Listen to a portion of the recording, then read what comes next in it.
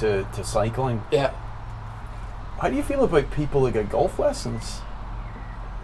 For me, it's not really in the spirit of the game. You know, the Masters is something that everyone looks forward to. The idea that people are going out and getting professional help. It's really poor. Really poor. I mean, professional help's not needed. And in fairness, actually, when you look at what happened to Keefer last year, he did need help. Well, so that is true, but I mean, really, if he avoids the waistcoat, all the questions will just be asked around. Well, it was because of these lessons. I mean, it's just. Is he a cheat? What's your feeling on that? One word. A cheat's tough, but well, this is just in from Tom in Basingstoke. Sure. At Andy Caver's #cheating bastard. So I've got 6 letters for you. WTJJTW. What are your thoughts? I think a lot of people are speaking about it this year. There's absolutely, the airwaves are just absolutely replete with WTJJTW chat. There is a real chance of it, but I think Mr. Davidson's got too much in his locker. It was an 8-shot cut. Can I stop you there? Yeah. I'm not sure he does. Right. And I'm going to tell you why. Okay. Couple of things. He's carrying a bit of a niggle. There was an awkward episode on the football pitch when he took a tumble. Clumsy by Davidson. No other parties involved. And more recently and relevant, we were out in Sunday. Yeah. He was wearing a white belt, and you know how that belt. It's a weight. It's a weight responsibility. It's a big weight. It's a big weight. And I'll be honest, I wouldn't be surprised to see that belt halfway up an arm on Saturday night, looking to get some special H in there to just eradicate the memories of the day. Well, that's right. But I think there's 2 parts to this, though, right? Obviously, there's the focus on Davidson, but there's the focus on Cavers. Do you think it's more likely to be a W to J or a J to W? I think it's more likely to be a W to J. Interesting. And I mean, Lance Armstrong, a controversial figure in sport, not popular on account of cheating, effectively. Yeah. And here's my take on it. Sure. Lessons equals cheating. Thoughts? I think you're absolutely entitled to your opinion. I'm sure that a lot of players in the field. I mean, I've seconded. Well, Mer seems to agree with you. Yeah, but absolutely. The idea of someone getting professional help for what is really a friendly tournament. Obviously, there's absolutely. I mean, and speaking with my other hat on. Yeah. I deal in the business of beyond reasonable doubt versus balance of probabilities, Sure. and in this case, Cavers cheat beyond reasonable doubt. Cheat. Absolutely no question. I mean, I know that there's a poll going on at the moment in terms of seeing what the rest of the public think. Have we got anything in there? Or? Let me just. So this is from it's Bill in Stafford. Cavers, go home already. You cheated. I can't read the rest of that before the watershed. Well, but I think we can get the mood. So I think that speaks volumes, doesn't it? I mean, where people who aren't actually even involved in the Masters are weighing in. I mean, but that's the charm of it, isn't it? As a sporting event, everyone's got an opinion. Let's move on. One of the things that I like to do in my spare time is to get out in the hills. Yeah. I popped into Taizo only today, as it happens, and they've got their 2019 wild camping tents. Sure. And I just wondered if you were going to pitch a tent in anyone's head in the Masters. Yeah. I mean, I guess the question is, if you were pitching a tent, whose head are you pitching it in? What model are you going for? Well, so I've always said that when you're pitching a tent, the key's solid foundations. You need to hammer those nails in early. I'll let you into a secret. I've pitched the snug pack in a tent head in a head before. Didn't work out the way I wanted. No. What I'm hearing clearly is the Berghaus Peak 3.2 is where it's at this year. So that looks a great tent. I mean, in terms of who you targeting, for me, there's only really one man that I'd be targeting. That's Robbie Darling. I mean, I didn't want to say I told you so, but I told you so. I mean, my only concern in there with Darling is there room? Because it looks like a bloody Euro campsite in there already. So whether there's space or not, he's so far inside his own head already. But again, if I could share something, I've been playing some golf with Robbie, over the past couple of months. I'm really sorry for you. And after 7 rounds, he's already £55 down to me. following the Masters, with this chat of debt management program, all kinds of trouble. So really, whether you might be better targeting someone, with more of a chance of winning the Masters might be. Well, I mean, I think we can all agree he doesn't have a chance. No, he doesn't have a chance. Listen, there's a surprise package in this year's Masters. We've got a field of 28, biggest ever. Well done to the organiser, Michael Davison. Sure. But the quantity that is unknown to us, an absolute enigma. Clive Marsden, yeah. And I fancy I have a way that we might be able to sort this out, because we're lucky enough to have his son playing with us in the tournament, James Marsden, well-known previous winner, and let's be honest, he's been in the mix more than once. Yes. And who better to tell us about Clive Marsden, all his foibles, his skills, where his weak spots are, than his son. Let's see if we can get him up. I believe he's out in Bristol this evening. James Marsden, EDF Energy.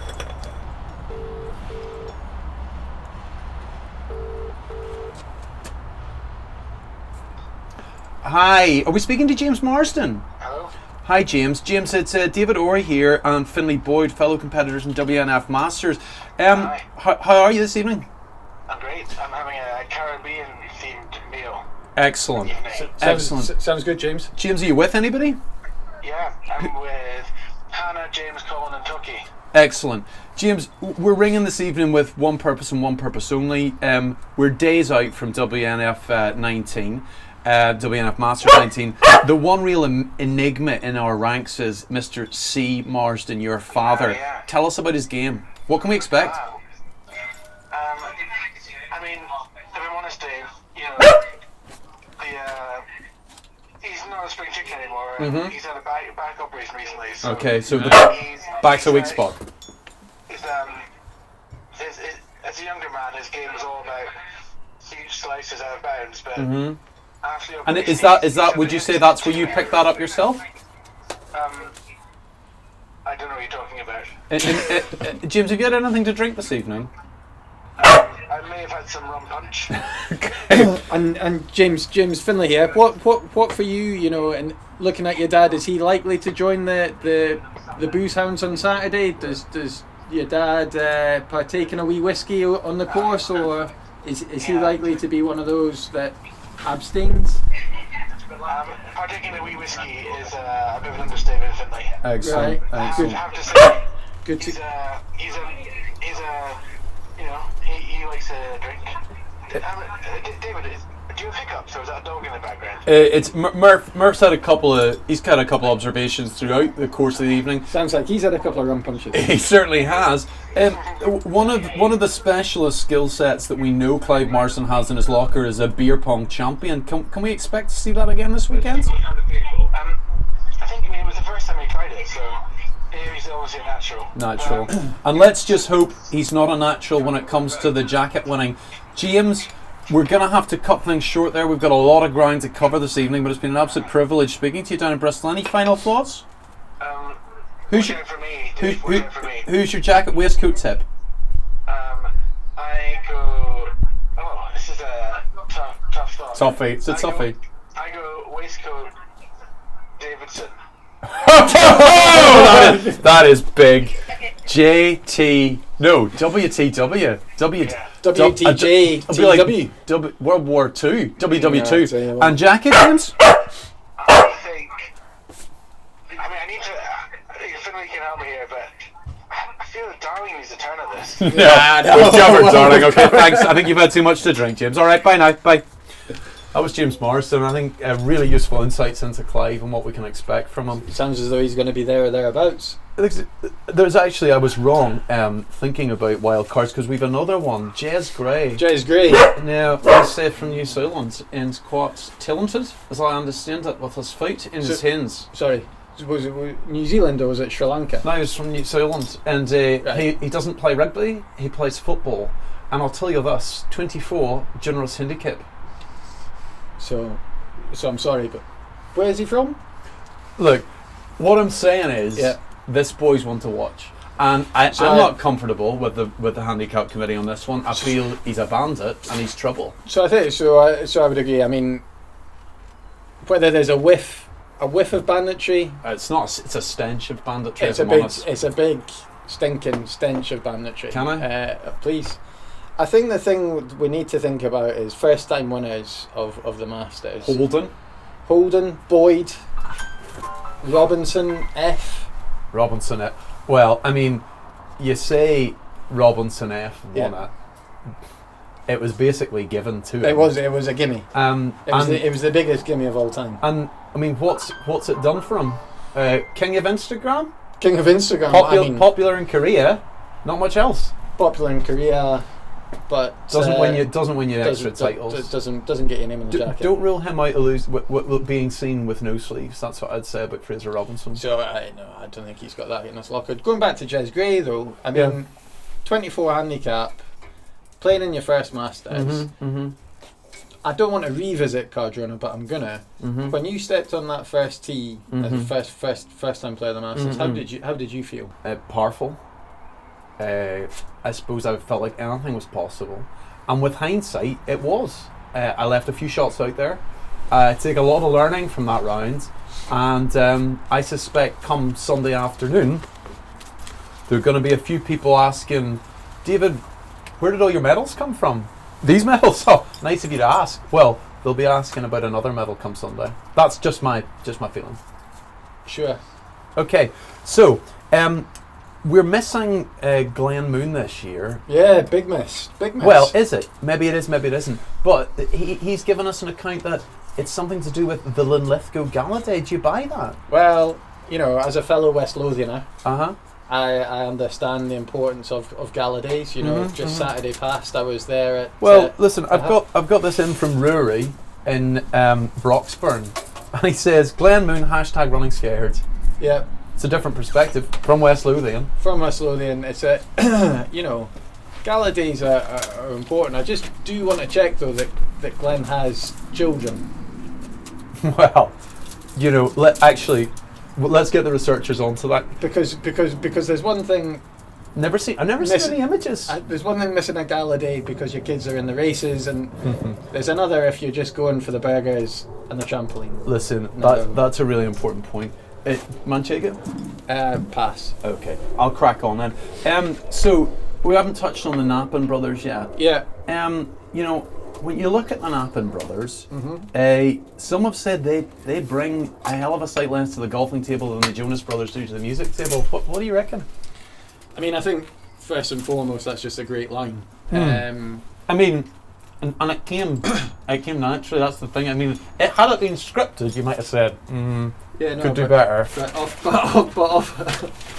off the top of your head, really fresh, brilliant. I mean, the thing with the Nappin, so let's not forget that Jack's a winner. Andy's got the potential to be a winner. But again, it comes back to mental strength. So often we see players with potential. Yep. David Orr. 2010 Cardrona. Sure. Rough diamond. I mean, that was the sentiment. You were certainly in the rough, but so the thing with Andy is that I'll always back him to be able to win the Masters. Would you agree with the sentiment though that says Andy Nappin stopped being funny in about 2012?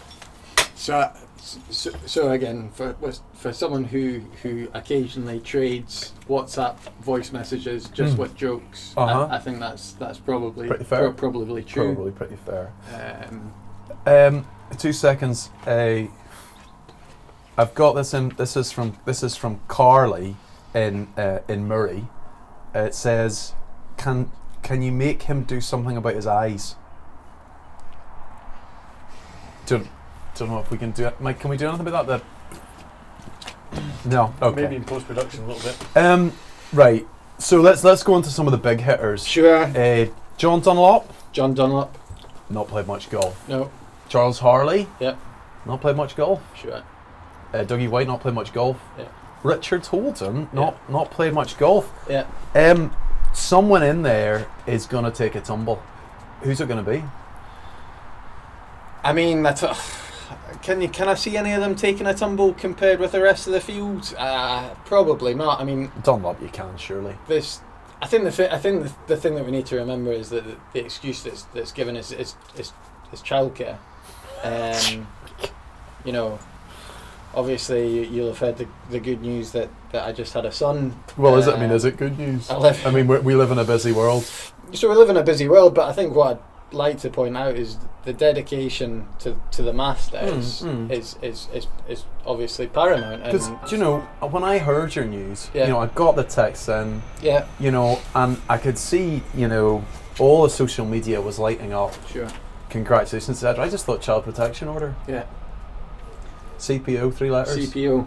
WTJ CPO. I think the thing that we need to be mindful of when it comes to in terms of overall preparation for the Masters, which is really lacking for these 4 guys, you know, Dunlop, And Holden, I mean, Holden, White, and Harley. Think of the impact it has on the children if they come back on Sunday with the waistcoat as well. Well, What does that do to a child in terms of adverse childhood experiences? So this is what I was going to say. I think there's definitely going to be more than a tinge of regret when they don't win the jacket.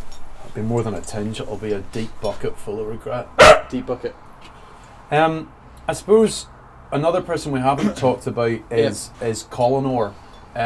He's sometimes called the second best oar. Well, and again, the better of the oars. No, just looking at the Comres poll, Orr D polling at 87.8 in terms of name recognition, popularity. And what does that make Colin? It makes him in all kinds of trouble. Right. Okay. And that's all we need. We don't need to break down the digits. I was hoping for the percentage. No, that's kind of but besides the point. Colin comes with a big head of red hair and a big bag of hope. Will he deliver? Deliver what? Will he deliver the goods for himself? For the jacket? Well, I mean, everyone's a contender. Everyone's a potential winner. Everyone's a potential loser. Well, speak for yourself. So I think we need to be careful when we're saying everyone's got the potential to be a winner. Actually, coming to think of it, I do remember playing. I played one round at Cardrona with Torch. I think it was in the first round. Yeah. And he put together some good scoring. So he's steady. He's a steady golfer. You know, I think he's always got the potential to do well. Mid-table, upper mid-table maybe. But I think undoubtedly he's going to finish higher. He'll be the highest finishing oar. I can't. That's not me. It's not making sense to me. Well, maybe we'll try that one again. Actually, Micah, just when Finley's sobered up. You know, you look at people who they've got a steadiness. Yeah. You know, you know when they pick up that putter, there's not going to be any handshake. And look, I mean, looking at someone like Micah Stanbridge, he can certainly keep a steady hand on the tiller when it comes to camera work. Yeah. But when you see him with a 7-iron, no. It's all over the place. And all of the mood music last year was that this was a guy that overperformed. So that was certainly the chat, wasn't it? I mean, I remember the days after Dalmahoy where, you know, obviously a lot of focus on Mikey Davison winning and Andy, but there was a lot of chat of Micah really questioning where he was able to pull those 2 rounds from. I was driving down around Cardrona just the other day. Yeah. I took the car. I had a little bit of a walk along the 18th as it happened, and there was just trapdoor Stanbridge written on it. Yeah. I mean, I think he's going through it. Inevitably he's going through it. So again, I think he's got the potential to be in trouble. You know, if he has a bad first day, out first on the Sunday. Here's another one for you that I've never experienced. And I've always been interested to know. So playing in that waistcoat group. I mean, we could think about people who've done that. You know, the likes of Davidson. I mean, Locke's probably been there. Falvey. A couple others, but yeah, your question was. So looking at the stats, I think pound for pound, you feature in that group more than any other player in the Masters. I'll tell you what I hear. I hear experts. Yeah. I don't think we need any more experts. Well, okay, so I'll go back to my question. Though. Okay. How does it feel? So hypothetically, sure, you're in that last group, sorry, ridiculous. First group out on Sunday, in Cardrona. Memories come flooding back to you. Yeah. The surge of the surge. Tom Hutchison absolutely ending himself. I'll be honest with you. How you how you won that you lost that by 2 points. You had 2 points on the front nine. It was a titanic surge. But going back to the original question, Yeah. how does it feel? You know, life is about learning, and I feel every Masters I've played in, I've taken pointers, and it's been leading towards an end point. A bit like Pochettino's project at Tottenham Hotspur. People have commented on the trophyless nature of that. Well, for me, this is the year when the trophies come home. This is the year. So people 2019's the year. 2019's the year. People are talking about what trophies you won in 2019. No. The metaphor relates to from football to golf, right? Right. So running it through, this is like the equivalent. My pending victory in WNF 19 is like Tottenham's championship win. Pending Champions League victory, not championship. I'll forget that. But we can get bogged down in detail. Sure. I think that what you can expect from me is consistency. It's course management, and ultimately it's a fan's favourite. So it's obviously clear to me that you've been on the Channel 4 debates, and you've got the gesticulation down. But is it just going to be empty words like the people that we see, on the CV there? Is that? I'm going to let my clubs do the talking. Right. And I don't want to say anything more than that right now. So speaking of clubs, obviously there was a lot of chat and dismay around the fact that you were out on the golf course a couple of weeks ago and the head of your driver snapped. I don't know if we can see it. Now, I've got a present for you. Okay. Tell me about its pedigree. Tell me about its history. Well, so it's special to me because it was the driver that I had in my bag when I won the Masters. Okay. Did you use it? So I used it. Okay. So in 2010 I had this driver in my bag. I've subsequently got a new driver. Okay. And that's not been working as well for you, let's be honest. Well, no, so it's a new driver, brand new driver, so jury's still out. But anyway, I want to give my your jury's still out. Yeah. Okay. Lovely, really nice sentiment. So if I can just grab this, and I don't know if we can. I might just. These are beginning to hurt my neck, just the weight of them. So I'm just gonna.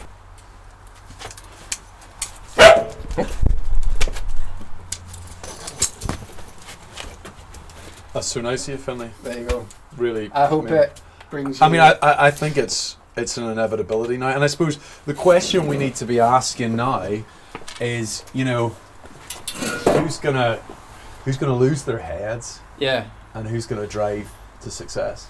Well, so a couple of players that I think we've not covered that are probably worth mentioning. Certainly, yeah. Someone who's always been in the hunt. I'm already imagining who this name's going to be. Yeah. And I'm already questioning it, but go on. Well, so he's always been in the hunt. I think he's had a couple of close encounters with the jacket, but never quite been able to get over the line, and that's Rich Locht. Now, I heard something about Rich Locht just yesterday. Yeah. It was a big money deal, and in just the right time from seemingly Bugaboo have come in with an offer, sponsorship deal, both rounds, prams for free. He may even use a pram to carry his clubs, is what I'm hearing. So again, I think whether he's mellowed out. Who could say? He's another one of these ones that claims to have children. So yeah, does he? Doesn't he? What impact will it have? Well, so time will tell. But whether he's able to battle those inner demons and keep calm. The crowd's expectant. I know the crowd's expectant. We've got a couple of people still that we haven't focused on, and I guess this guy's famous because he's backed by Andy Knappen every year, and he's never even close.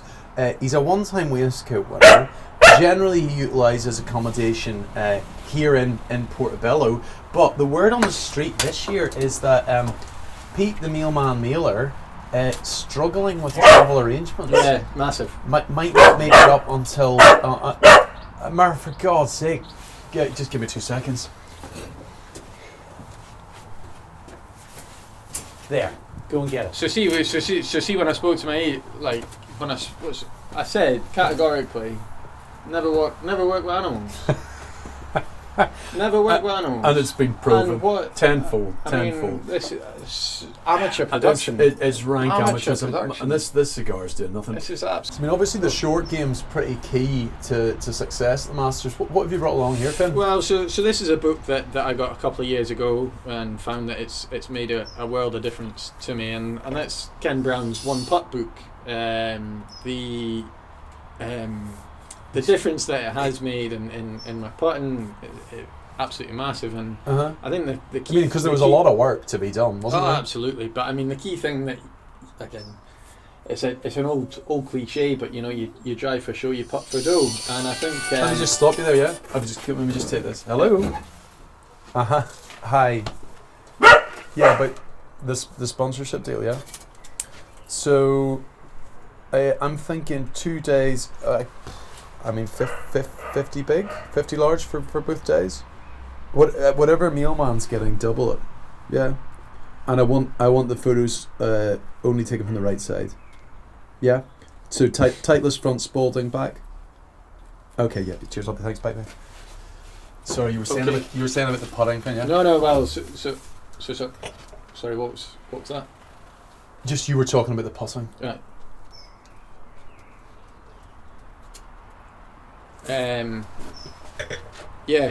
Well, putting key to winning any sort of event. And speaking actually about a couple of guys that could use a bit of putting practice. Yeah. Heelan and Falvey. Now, one of the things that I've noticed absolutely outrageous. For a green jacket. Yeah. Never been worn by an Irishman. Is this the year? So no. Short answer, no. I think. Longer answer? Longer answer is no, but maybe yes. No, but they might be wearing green, just not with sleeves. Okay, I mean, what I know is they're staying in Puerto Bello, by the sea, Playa de Puerto Bello. Going to be a good breakfast. They can expect. Sorry, what was that accent? Puerto Bello de España. El silencio, por favor. And last year, you've got your Breton, your Dickey, your Marsden staying in Puerto Bello, and their decision was they were going to swim in the sea. And if you look at the correlation between high performance and sea swimming, the evidence was strong. To be fair, all three of them were in the last group out, weren't they? I mean, they ended up winning nothing. No, but I'll tell you what I think that means for them this year. Actually, it's not just what I'm thinking about it. It's what Jill and Scunthorpe thinks. Jill? So Jill knows about a keen sea swimmer herself. Sure. Can't believe that crowd of Southerners aren't swimming this year. Hashtag turbofucked. Hashtag turbofucked. Well, Jill's obviously been on that. That one will have to come out because that kind of language just isn't okay. Can't keep that. But I mean that's the sense I'm getting. I mean, it's got hashtag rum punch all over it. It certainly does. We're sad this year to be missing Tom Young. Sure, yeah, no, I know. Another dynamic performer over the years. Great performer. Great guy. Is it though reasonable to be so fearful of underperforming that you relocate to another continent? I mean, there's running scared, right? And there is just bolting because you're that nervous. There's history here as well. Kennedy, for example, couldn't live with the shame of Cardrona 2010. Couldn't hack it. Couldn't hack it. I mean, I understand he still sees you in his sleep. Well, and sometimes actually in those dreams you're speaking Swahili, on account of his living on the African continent. Yeah. So again, that would probably be more of a nightmare than a dream. I mean, on my part, it would also be a bit racist because I think Swahili is more sort of East Africa rather than Southern. But that's by the by. Yeah. Never been an Irishman in a green jacket. I feel that most of the bases have been covered. There are a couple of guys though. Yeah. So there's one that I'd like to. Obviously close to my heart, and that's Gregor Boyd. I thought you were going to say Nick Heath. No, right, okay. Gregor. Oh yeah, your brother, Gregor Boyd. So yeah, give us a rundown. Growing up with Gregor, how was it, and what can we expect from him this weekend?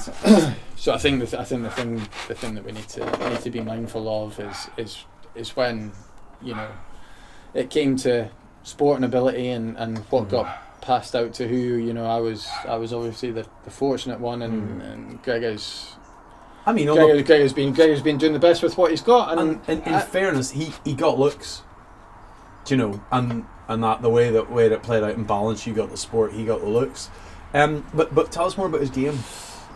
So I was speaking to him the other day. His game's actually in great shape. He's changed jobs. He's working for the Italians. The Italians are a lot more laid back, and I think that style, that mentality. If he can carry that through into the Masters, that's going to be massive for him, because he just needs to play sensible golf. I suppose what the people want to know is he willing to throw Lira at it? If things go wrong from out there, we remember Slilly Hall, we remember the putter scenario.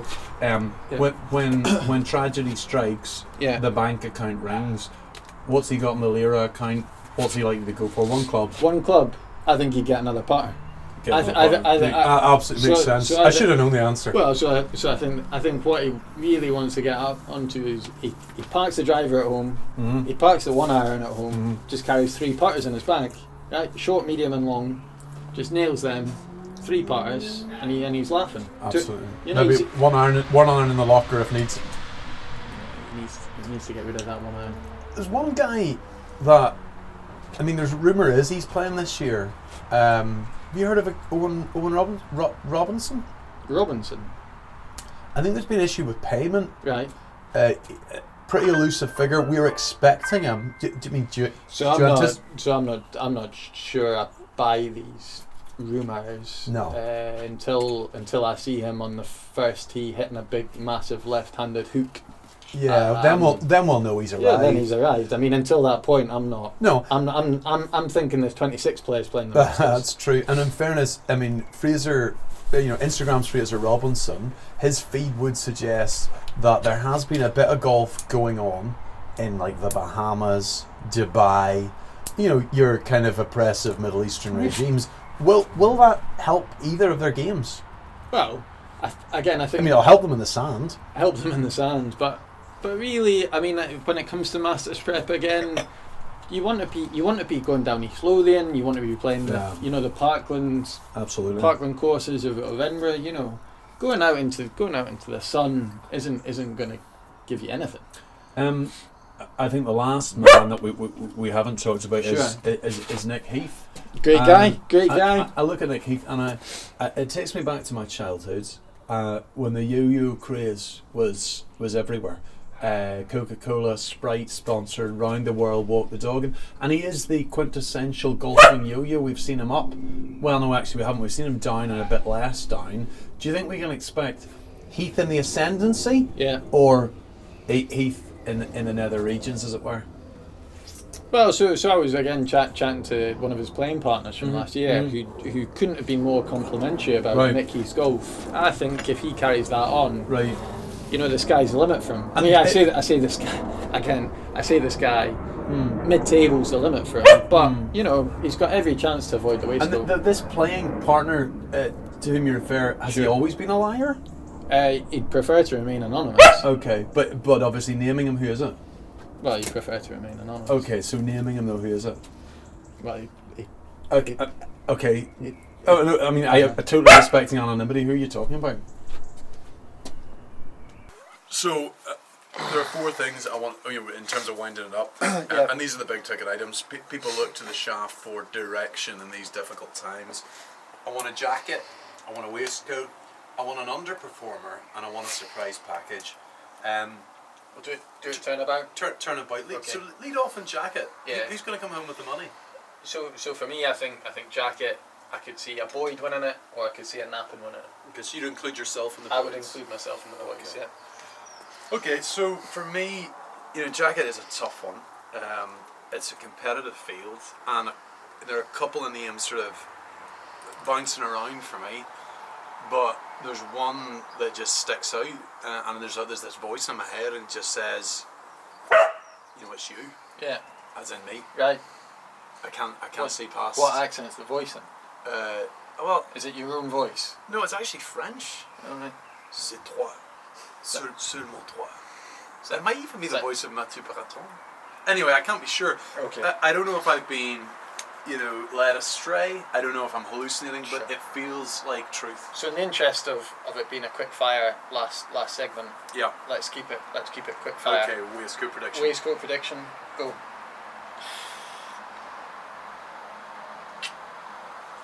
No, you go.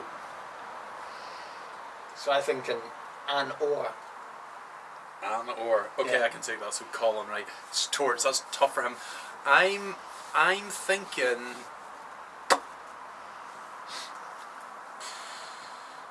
That's tough. So again, it's not as if I've not had time to. No, I mean, to have a think.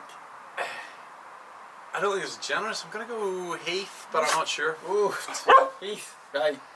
I might come back to that. Surprise package. Against the Kiwi.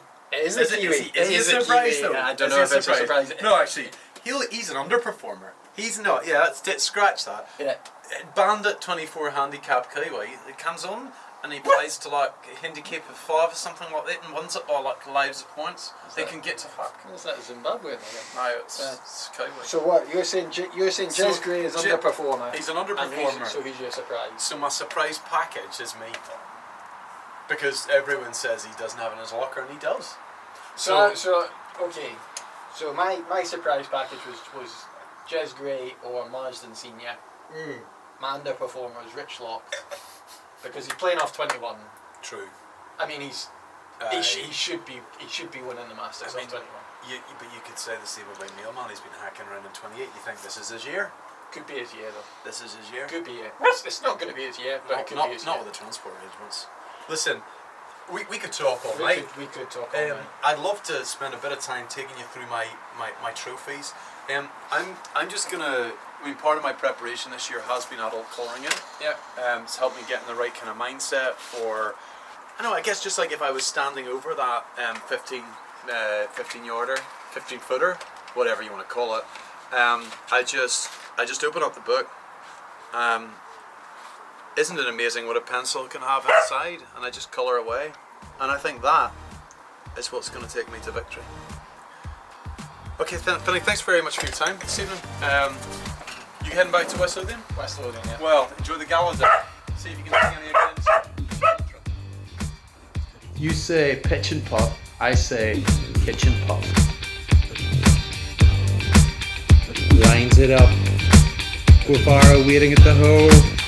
Oh, he's got a nerve! Jesus!